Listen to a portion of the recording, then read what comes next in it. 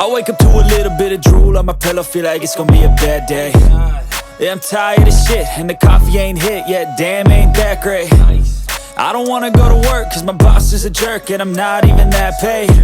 I need a change in my life, cause I don't feel alive, and there's nothing that makes me happy. Hold my beer for a minute, I'm about to quit my job, cash in for a ticket. I'm going on a trip and I don't plan to visit. I'm gonna stay there till I feel like I'm winning, and this is just the beginning. I need a big change, help me feel like living. I need a big swing, home runs I'm hitting, and I'll never look back, moving on till I get it all. And we all got dreams, we all want things, but what you gonna do for it? How you gonna move for it? What you gonna be? And do you believe? To the head, and fighting out on the red corner, Brad Livingstone. And his opponent fighting out on the blue corner, Aidan Hill. This bout is scheduled for 3 2-minute rounds, and over to Relive for the evening count. So SM Fight Club's first bout of the evening. In the red corner, Brad Livingstone. In the blue, Aidan Hills. Another incredible night of boxing here at the Mecca for SM Fight Club. And we're ready for round one of bout one. Livingstone in the black shorts, Hill in the grey. And it's Hill that comes forward very heavy, very quick. And Livingstone using that high shoulder defence, but he's got to use more than that. He's got to fire back, you can see. He's got the raised shoulder and then the right hand tucked up. So Hill's just switching to the body. And Livingstone caught with the left hook around the guard there and taking these heavy shots to the head. And he's learning very quickly it's not the best defence when you're not firing back as well. And Hill firing forward constantly. And maybe Livingstone is hoping to do an Ali style rope-a-dope where Aidan Hills punches himself out. But it's a dangerous game when you're not firing back at all, and Hills is just pushing forward, and he's going to get a count now. And he's getting an 8 count, and he's being told quite rightly by Gap that he's not firing back and he's okay, but he needs to provide more. He hasn't thrown a single punch yet. Now he throws, maybe looking to lure Aidan Hills on. As I said, maybe it's the rope-a-dope. He's looking for the big right uppercut from that tight shoulder defence where he's taking the punches on the top of the head. The uppercut did land, but Hills again, the variety and the amount of punches. So as you can see, Brad Livingstone relying on this tactic. Now the uppercut, to be fair to the young man, is a good punch when he throws it. But Aidan Hills will be aware of it now.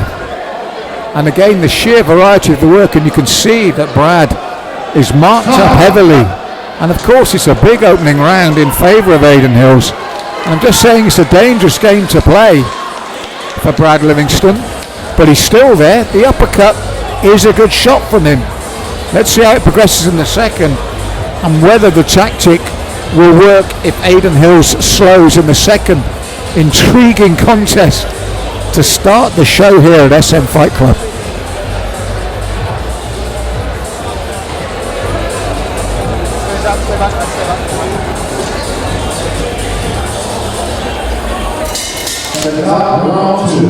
So 2 or 3, and that Mayweather style high shoulder guard continues with Livingstone. Heavy shots again from Hill, who moves around his opponent, throwing the hooks, and I would work the body more to open Livingstone up. Livingstone pushing forward now, but once he does so, he's looking, as you can see, to tee up that uppercut. He's looking for the one shot. He's pulling it like a trigger there. It's like pulling the trigger back from a shotgun, but you've got to pull it, and you've got to pull it more. Because the problem for Brad is if he doesn't KO Aidan Hills, it's a huge points loss, because these shots are racking up the points. Now, as I said, maybe there's the opportunity that Hills really tires. But Hills really has just got to watch for that right uppercut and move his way and stick and move as he's doing now to a huge points victory. Livingstone walking forward again. You can see what he's after. That right. Hills got to be aware of it though, because to be honest, if Aidan Hills gets knocked out by it, he's only got himself to blame. It's the only punch that Brad Livingstone has thrown. So what you do is you circle outside that left hand, and Aidan catches Brad on the way in. You throw your shots, then you move outside the left hand. You don't give him the opportunity for the right. You move the other way. Aidan Hills is moving actually the wrong way to avoid that right hand. He's actually moving into it.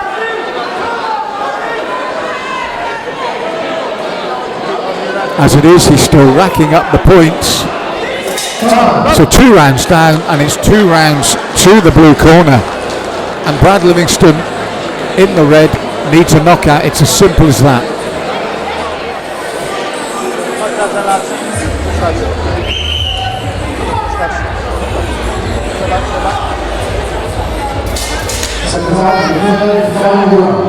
Third and final round, and a familiar pattern from the opening 2 rounds.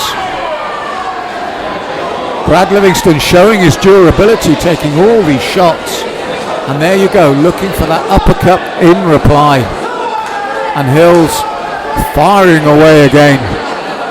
Fire those shots, move outside the left hand and work the right hand to the body.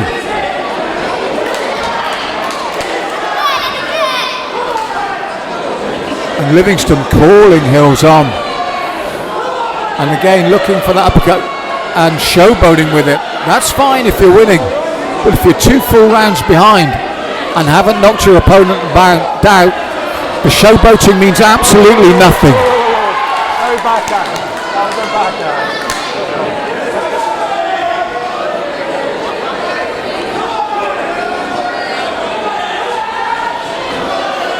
So Hills continuing just to pepper Livingstone with those punches, and now Livingstone looking to work the body of Hills late in this bout and catches him with that right hand. Hills steps back, calls him on, and then fires forward again. Livingstone looks for that uppercut once more. But I repeat, Hills can make it easy for himself. Do that work, step outside of that left leg and fire that right to the body of Livingstone and move away from Livingstone's own right hand. But again, he's risking that uppercut and making life difficult for himself after being 2 rounds well up. Landing again. And Livingstone now looking for the big right finish. Will there be a stinging the tail in favour? No, it's too late. Livingstone saved all his work for just under the last minute of the 3rd round.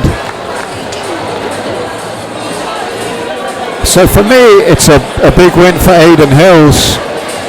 3 rounds to 0. Livingstone's tactics would have worked if he'd fired back earlier with just a bit more variety. But as it is, he's shown that he's got a very, very strong chin, but he's not going to take this one.